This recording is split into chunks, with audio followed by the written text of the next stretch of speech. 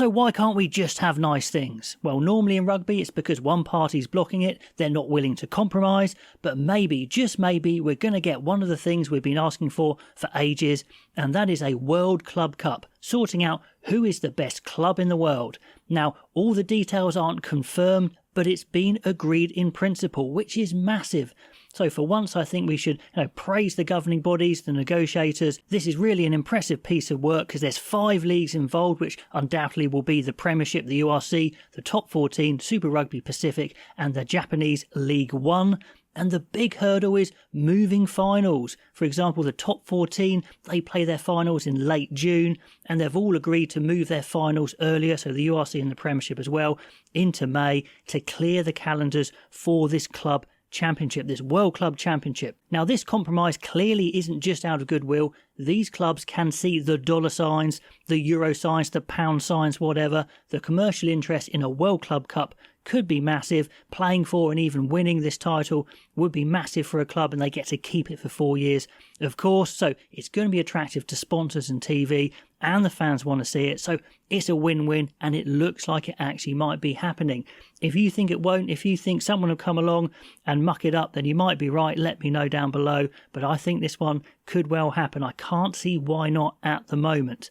Now, that would mean no Champions Cup in the year that it's held, but the compromise would be those not involved in this World Club Cup from Europe, from the URC, they'd be involved in a Challenge Cup. So those 8 clubs would go away to the World Club Cup. The others would still have some competition. And also a good thing is there wouldn't be any weird protections limiting the number of spaces. It's pure meritocracy. That's what we want to see. We want to see the best of the best with no excuses. And it looks like that's what we're going to get.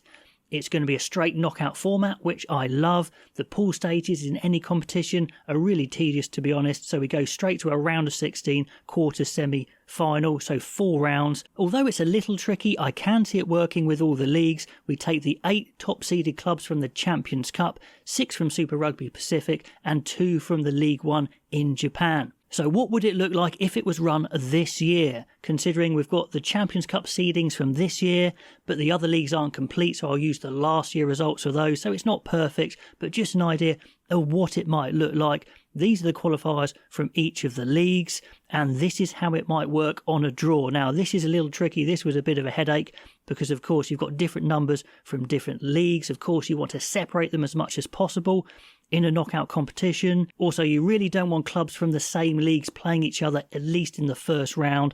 But I think I've got a decent solution here. So if it was based on last year's results for Super Rugby in League One and this year's Champions Cup seedings, it would be something like this.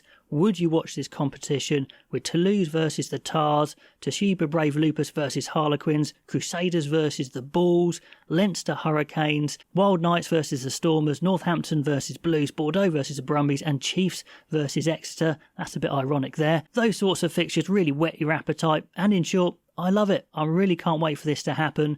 Maybe the main sticking point is location of fixtures. Who has home draws? Are there home draws? Do you hire out neutral venues? Is that worth doing?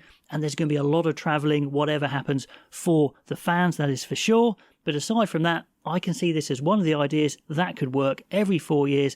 I see the amount of teams from each league working out. The question remains, who would win it? So first of all, do you think it's going to happen? Are you excited? And if it happened right now, who would win the thing? Love to know what you think. If you like these sorts of videos, please like the video, please subscribe. That really helps out, and I'll catch you next time.